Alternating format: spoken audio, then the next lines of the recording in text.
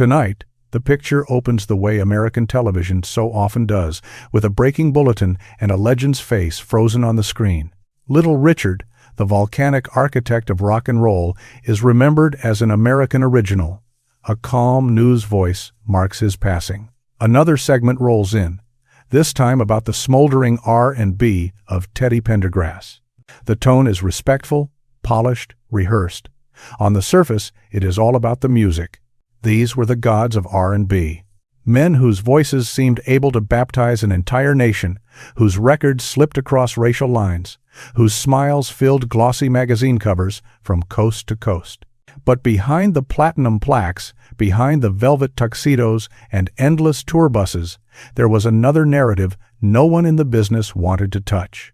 A story built from fear, from silence, and from the single rumor that could end an entire career overnight, the question of who these men really loved.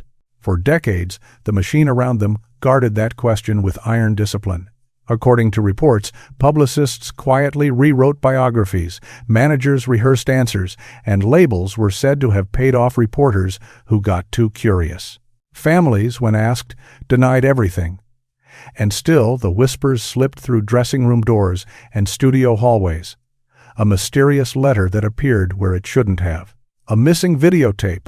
A passenger who vanished from a hospital log. A lifelong friend who was never publicly named. A relationship that somehow never made the final cut of the documentary. 15 men, 15 lives, shaped not only by the music they created, but by the constant terror of being exposed. It was said they carried Grammys to their graves and their secrets with them. Tonight, we open the files they left behind, one by one. File 1, Luther Vandross, the velvet voice in a glass cage. His tone could melt steel, soft, immaculate, soaring until it felt like the ceiling might crack. Luther sang about romance as if he had lived 100 different love stories. But according to people around him, the reality was much colder. Away from the spotlight, Luther moved through life like someone sealed behind museum glass, admired from a distance, rarely touched up close. All through the 1,970 seconds and 1,980 seconds, he steered clear of public relationships entirely. That decision fed a hunger he was believed to have soothed with food. By 1983, he had reportedly put on close to 80 pounds, slipping away from cameras, canceling photo shoots, even firing stylists who suggested he adjust his image. The breaking point came on July 16, 1985. A New York gossip magazine ran a pointed headline, "Who is the man behind Luther?" The piece implied that a male companion had been traveling with him for months. The article never printed a name, never showed a face, but its impact was immediate. Within hours, Epic Records is said to have canceled every interview Luther had booked that month. Publicists scrubbed entire press kits, shredding photos that captured Luther standing near unfamiliar men in backstage corridors. The humiliation stayed behind closed doors, but the damage it did to him never really healed. A backup singer later claimed that Luther walked into rehearsal the next day looking almost colorless, hands trembling, eyes fixed on the floor. He wouldn't joke, he wouldn't chat, he refused to eat in front of the crew. For the first time, the people who worked with him every day began to understand just how fragile the man behind that immaculate voice truly was. From that moment on, Luther built walls no one could climb. He traveled with fewer people. He personally approved every photograph before it left the room. He declined any question that strayed too close to his private life. To one friend he trusted completely, he is remembered as whispering the truth of his loneliness. "I sing about love because I know what it feels like to want it." He died with the world convinced he had everything: money, fame, adoration. But the one thing he spent his career singing about may have been the one thing he never felt safe claiming. 2. Marvin Gaye, the prophet haunted by his own shadow. Marvin Gaye moved through the 1,970 seconds like a spiritual seer, a man who could stare into America's wounds and translate them into melody. What's going on? Let's get it on. Sexual healing. The world worshipped his genius and called it soul.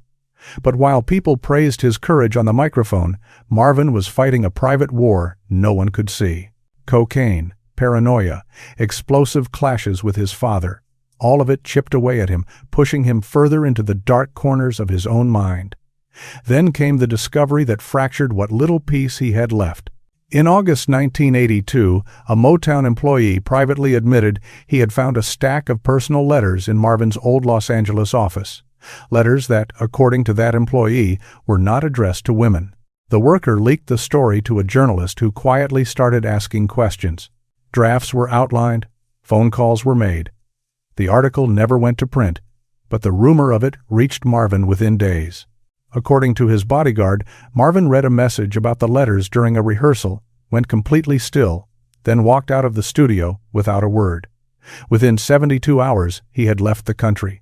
By August 20th, he was in Ostend, Belgium. No entourage, no friends, no public explanation, just silence. In Europe, Marvin lived like a fugitive who believed someone was always one step behind him. He kept the curtains pinned shut. He spoke in whispers over the phone. Visitors were instructed to come through the back entrance only.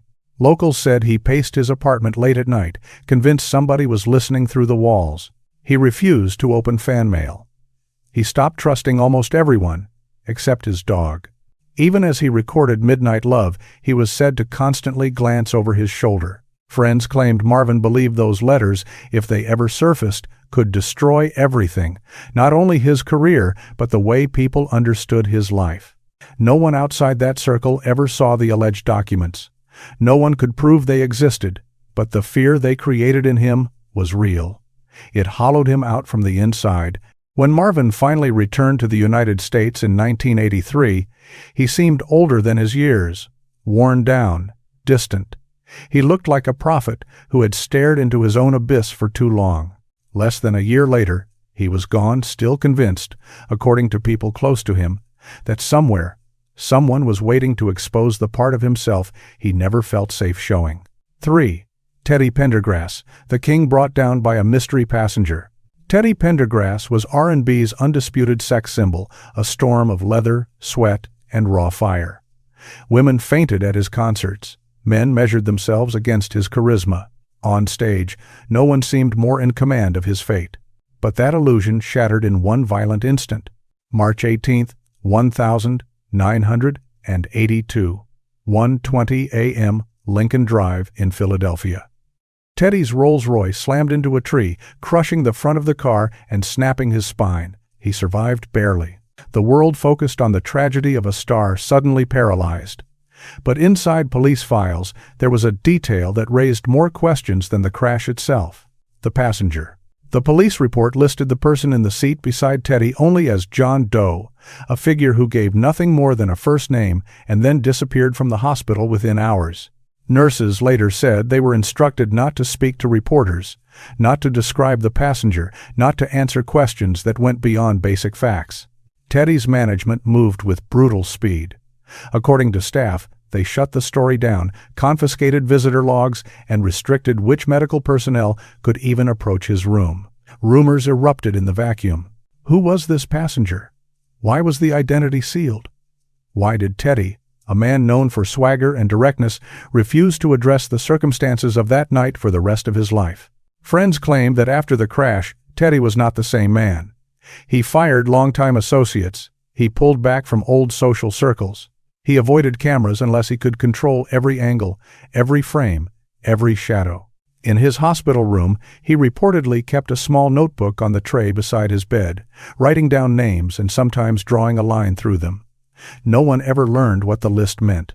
One nurse from Thomas Jefferson Hospital remembered a moment she could never forget.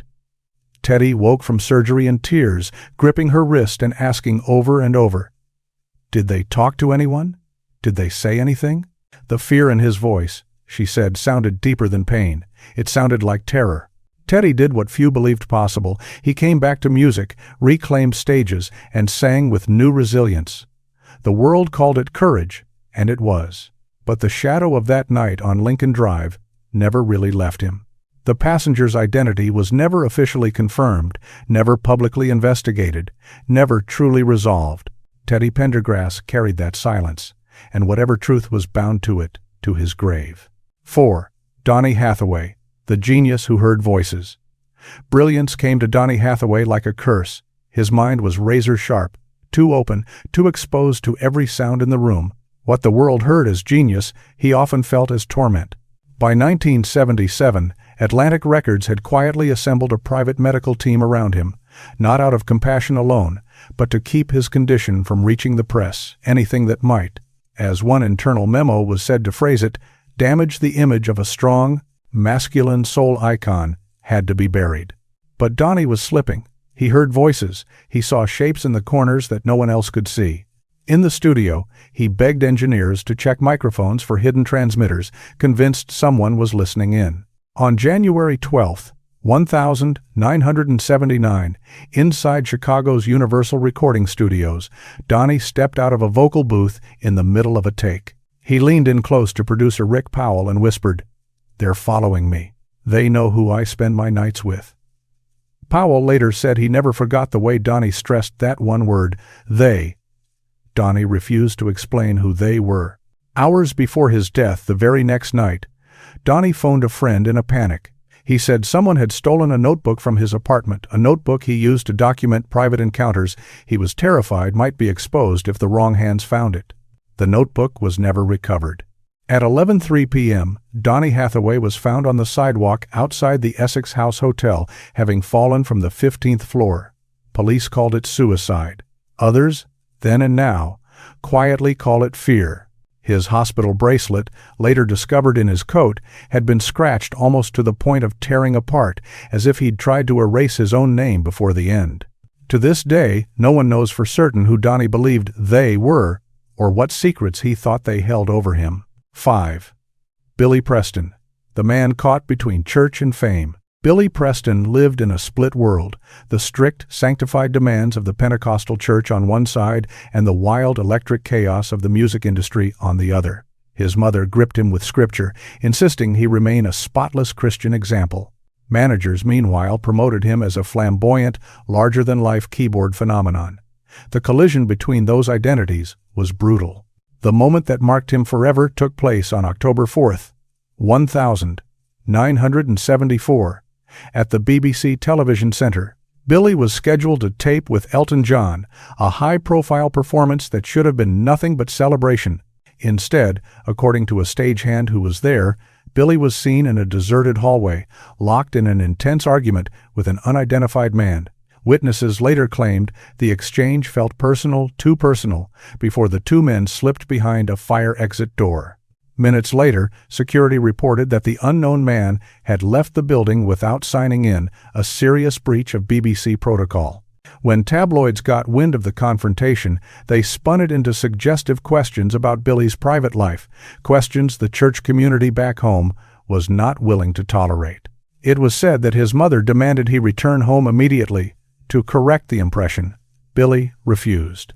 He locked himself in his hotel room for 2 days and, according to hotel staff, smashed a lamp when a reporter knocked on his door.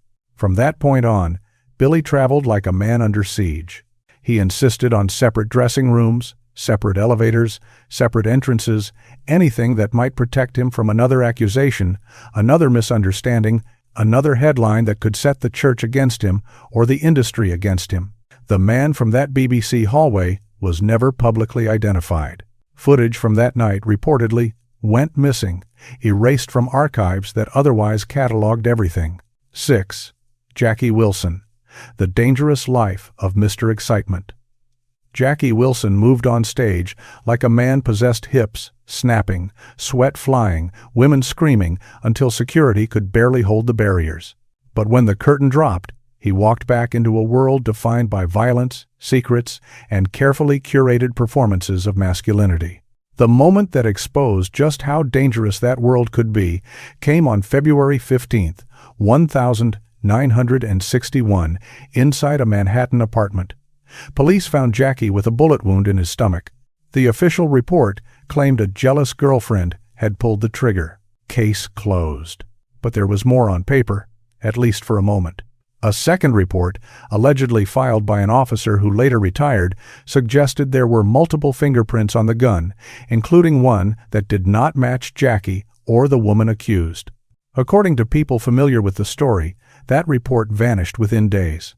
Whispers spread through clubs and back offices that Jackie had been seen earlier that evening leaving a midtown nightclub with a young male dancer. The dancer was never questioned.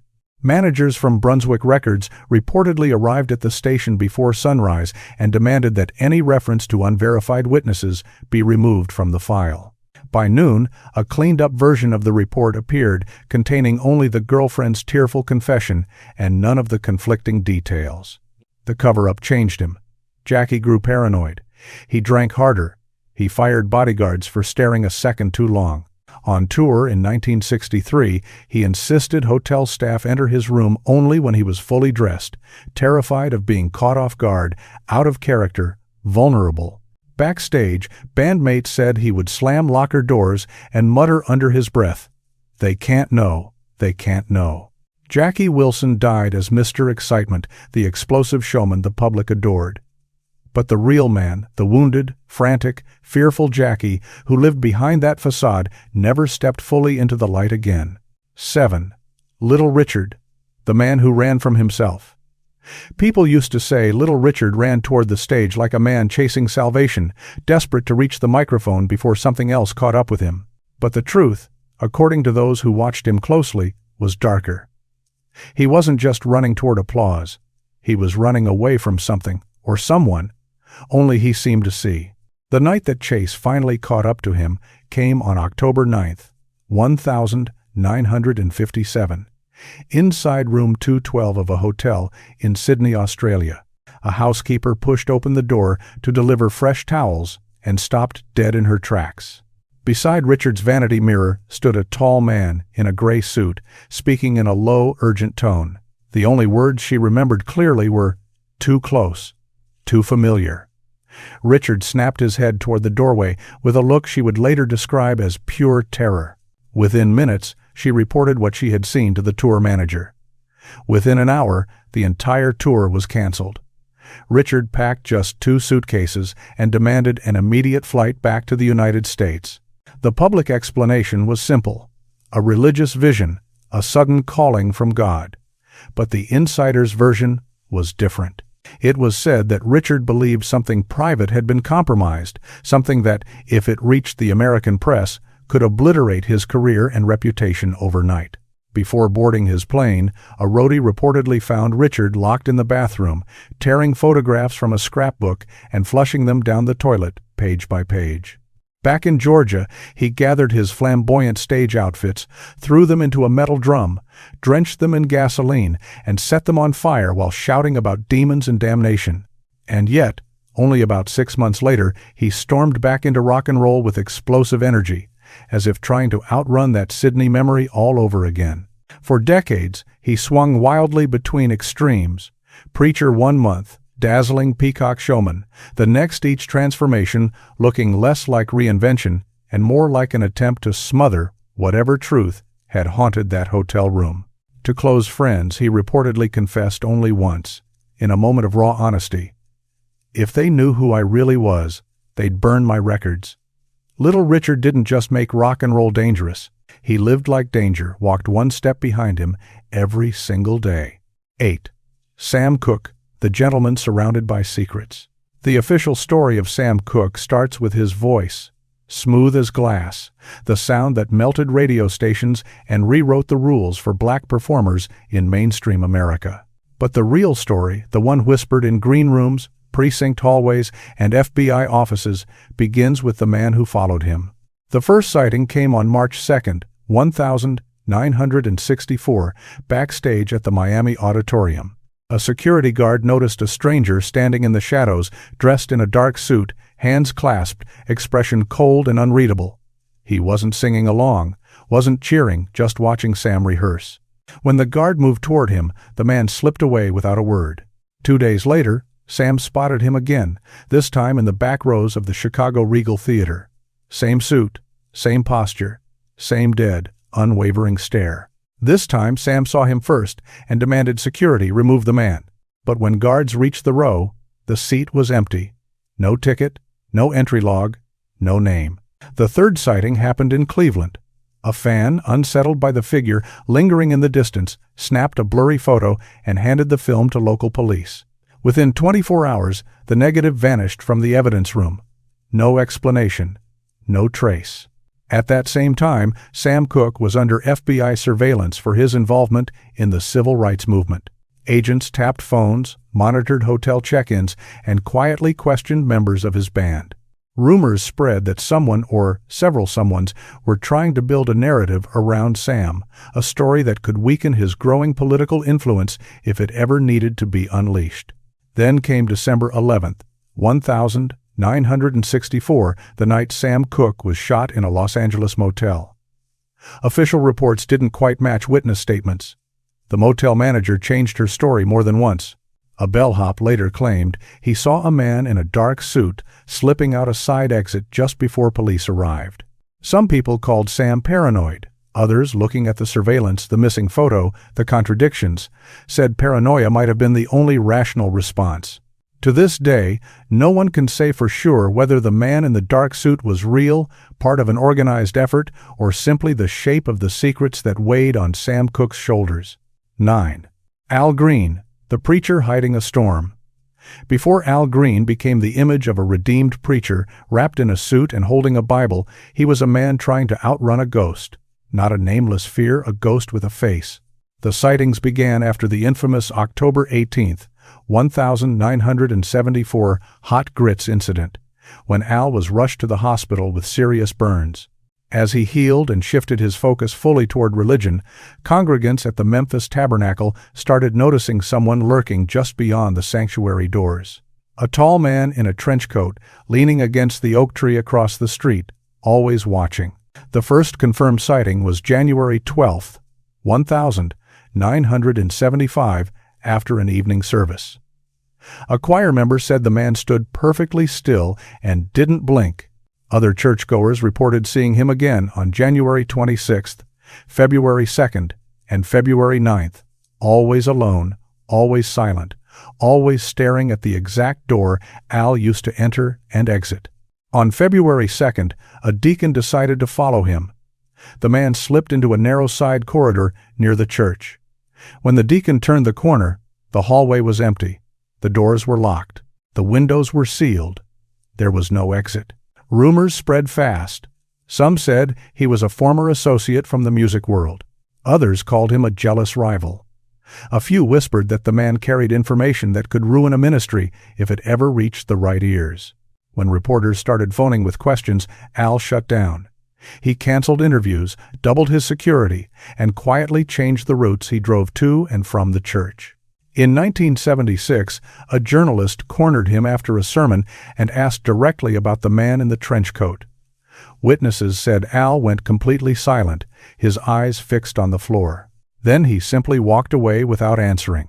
During late-night Bible studies, one attendee later recalled hearing Al murmur under his breath, "Some sins don't die, they just wait in the dark." No one in the room had the courage to ask what he meant or whose sin he was talking about. The man outside the church was never identified. His name never made it into any official record. Al Green's silence about him lasted the rest of his life. 10. Rick James, the funk god in a cage of rumors. The story of Rick James usually gets told in neon colors: cocaine, arrests, chaos, excess.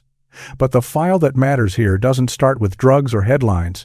It starts with a tape so volatile it was locked away before the public even knew it existed. According to an MTV employee at the time, the video arrived at headquarters on May 17, 1983, inside an unmarked envelope. It allegedly showed Rick backstage on the Cold-Blooded tour, embracing a male dancer in a way executives believed would trigger a firestorm if it ever aired. The moment the footage was screened, alarms went off figuratively, if not literally. This wasn't Rick, the outrageous funk superstar. This was Rick unmasked. Managers rushed to the building, demanded the original tape, and ordered that every copy be erased. One intern later claimed that Rick himself stormed into MTV around midnight, sunglasses on, jaw clenched tight, shouting, "No one sees that, no one." After that, the tape reportedly disappeared into a vault and then into legend. But rumors don't vanish with videotape. Fans began noticing changes. It was said that Rick abruptly replaced his entire dance crew. People around him claimed he banned cameras backstage and refused to walk into dressing rooms unless every mirror was covered. During a rehearsal in 1984, Rick reportedly spotted the red recording light on a camcorder, walked straight over, and smashed it under his boot, yelling, "No more surprises. I know how they trap you." By the late 1980s, Rick's life was spiraling in every direction, legally, financially, chemically. Underneath it all, those close to him said paranoia had taken root. He saw betrayal everywhere, especially among men he once trusted. A bandmate remembered him sleeping with furniture pushed up against his hotel door, terrified that someone from his past would show up with a copy of that night. The tape has never publicly resurfaced. Some insist it was destroyed. Others believe at least one copy still exists, hidden away, waiting for the right or the wrong moment.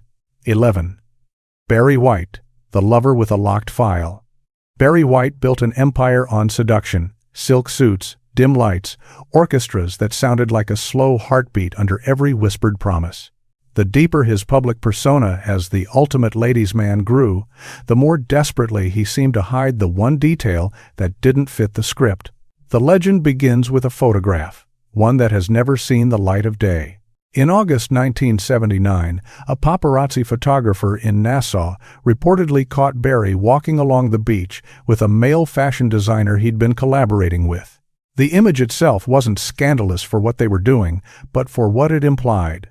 In an era obsessed with rigid ideas of masculinity, it was enough to threaten the narrative the label had spent years and millions shaping.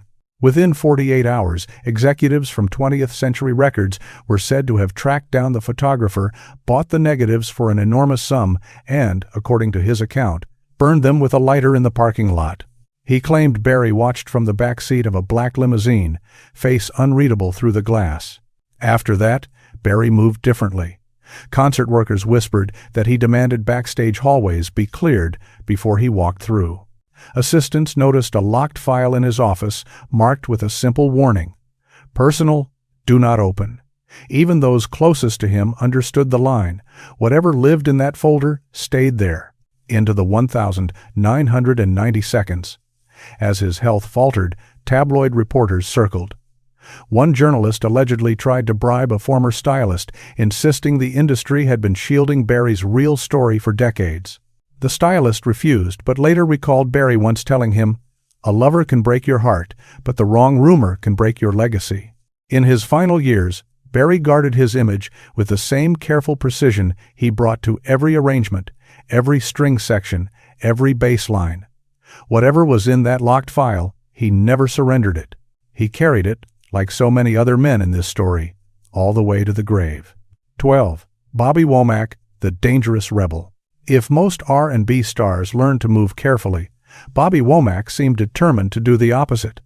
He lived like he was daring the world to keep up, marrying Sam Cooke's widow, brawling with bandmates, drifting deeper into addiction. Almost every scandal that touched him was loud, public, unforgettable. But the rumor that nearly broke him didn't come from a woman or a public betrayal. It came from a man who rarely left his side. In March 1986, Bobby showed up at the Soul Train offices with a new assistant, a quiet young man named Marcus. He walked 2 steps behind Bobby, carried his bags, opened his doors, finished sentences in interviews. The media called Marcus mysterious. Fans called him too familiar. By summer, curiosity had hardened into questions. Headlines started to ask, "What is Bobby Womack hiding?" The breaking point arrived on July 22, 1986, during a press conference in Detroit. A reporter asked straight out if Marcus was more than an assistant. Bobby slammed his fist on the table, stood up, and stormed out. Within hours, he fired his entire PR team for allowing the question to slip through. Behind the scenes, things only got stranger. Crew members said Bobby and Marcus always booked adjoining hotel rooms, but insisted on using side exits to dodge photographers. One eyewitness recalled seeing Bobby shove Marcus against a backstage wall during an argument, hissing, "You don't get to ruin me." 2 weeks later, Marcus was gone. No farewell post, no press release, no quiet explanation to the crew. His name disappeared from staff lists as if he had never existed. Even at the lowest points of his addiction, when Bobby admitted to almost everything else, people close to him said he shut down completely whenever someone mentioned the year 1986. Some stories fade as the years pass. That one seemed to grow heavier, darker, each time someone tried to bring it into the light. 13. Johnny Gill, the voice surrounded by whispers. Johnny Gill entered New Edition as the grown-up, the powerful baritone brought in to stabilize a group that had grown up under constant chaos. But stability was the one thing he never truly had. From the moment the spotlight hit him, the industry seemed more interested in his silence than in his sound. The first major rumor ignited in February 1990, when a Los Angeles radio host hinted on air that Johnny was living with a close male friend during album rehearsals. No names, no photos, just enough detail to light a match. Within 24 hours, tabloids across the country ran variations of the story, each version more breathless than the last. Over the next 15 years, more than 20 articles repeated similar allegations, backstage sightings, unnamed insiders, grainy photos of Johnny standing too close to bandmates or friends. One magazine even claimed he shared a private home in Atlanta with a famous R&B star. That piece almost cost the editor his job. The most explosive moment came on June 3, 1996, when Johnny received a draft of a tabloid exposé allegedly detailing his secret relationships. He called his lawyer immediately and prepared to fight. And then, just before printing, the story vanished. Sources went quiet. Documents were pulled. Industry insiders believed someone powerful had stepped in. After that, Johnny changed his behavior in ways only those around him could see. He skipped after-parties. He refused to take photos with male fans unless other people were in the frame. In one interview, he reportedly stopped mid-sentence and walked out when the host steered the conversation toward his dating life. Bandmates said a permanent tension settled over him, the look of a man always bracing for the next headline. Years later, when asked why he thought the rumors never stopped, Johnny reportedly answered, "Some people don't want the truth. They just want a story." In his case, the story seemed determined to follow him, no matter how carefully he walked. 14. Charlie Wilson, the Gap Band survivor. Before Charlie Wilson became the smiling elder statesman of R&B clean, celebrated, reborn, there was a decade he almost didn't live through. Addiction nearly killed him. Homelessness nearly erased him. But long before he hit rock bottom, there was a rumor that had already begun to chew away at him from the inside. The story opens on a rain-soaked night in November 1987 inside a dim recording studio in North Hollywood. According to a former technician, Charlie returned after midnight, exhausted, eyes glassy, accompanied by a man the staff didn't recognize. What happened next has survived only as a whisper. The tech claimed he saw Charlie holding the man close behind the curtain of the vocal booth, nothing explicit, but something intimate enough that, in that time and environment, it could ruin careers. By 8 a.m., label executives were on site. The technician said he was escorted into an office and told in no uncertain terms to forget what he had seen. A non-disclosure agreement slid across the table. He was allegedly threatened with being blacklisted from every major West Coast studio if he spoke. Within 24 hours, he was removed from the project entirely. Charlie, according to people around him, was never directly confronted. He was simply insulated. The rumor, however, was out of the bottle. From then on, crew members noticed changes. Charlie became skittish during sessions.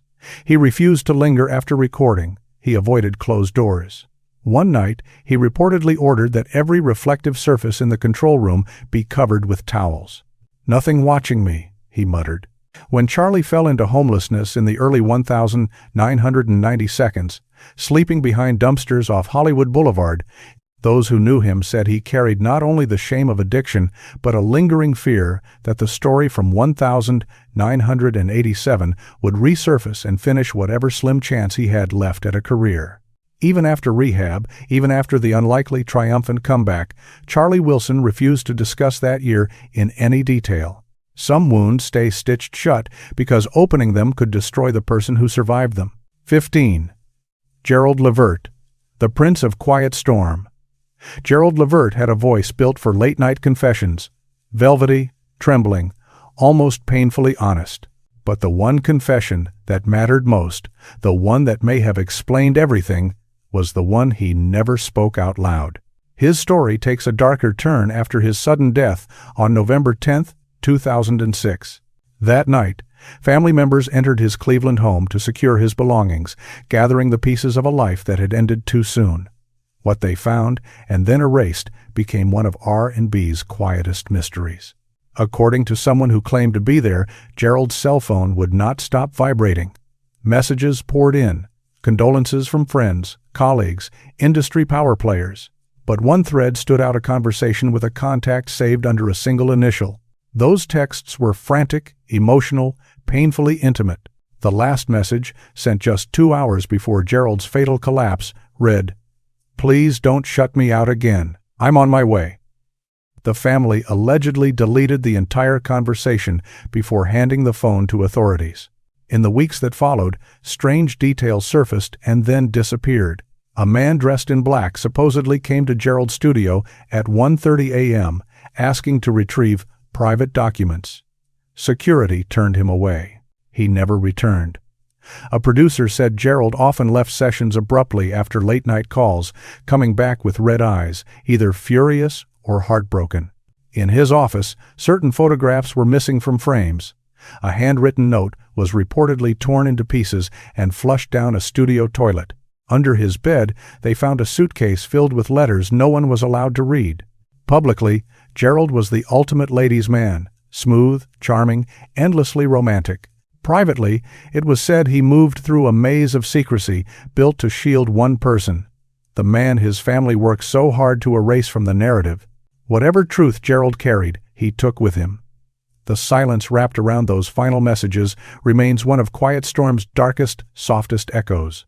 In the end, these 15 men gave the world almost everything a person can offer: their voices, their brilliance, their youth, their sanity. But the one truth that defined them most deeply stayed locked behind their ribs until the very moment their hearts stopped beating. They sang about love, yet many of them died terrified of never being loved for who they really were. They filled arenas and stadiums, yet still left this world, in crucial ways, alone. And the same industry that praised them for their emotional honesty on record was the machine that punished them quietly, ruthlessly, for any honesty off stage. Every rumor, every missing photograph, every erased voicemail, every midnight knock on a studio door, every nurse told not to talk, they all point in the same direction. This is not just a story about sexuality, not just a logbook of scandal. It is a story about fear weaponized, monetized, and built into the walls of an entire business. A fear so deep it followed these men into every hotel room, every limousine, every green room, every pew. Now that they are gone, what we have left are fragments, echoes, half-truths, redacted files, whispers shared in hushed tones, and the ghosts of men who deserve to breathe, sing, and love without hiding. So, I'll leave you with this. Did we really just love their music, or did we help build the closet that slowly killed them? If you want the next file opened, you already know what comes next. Stay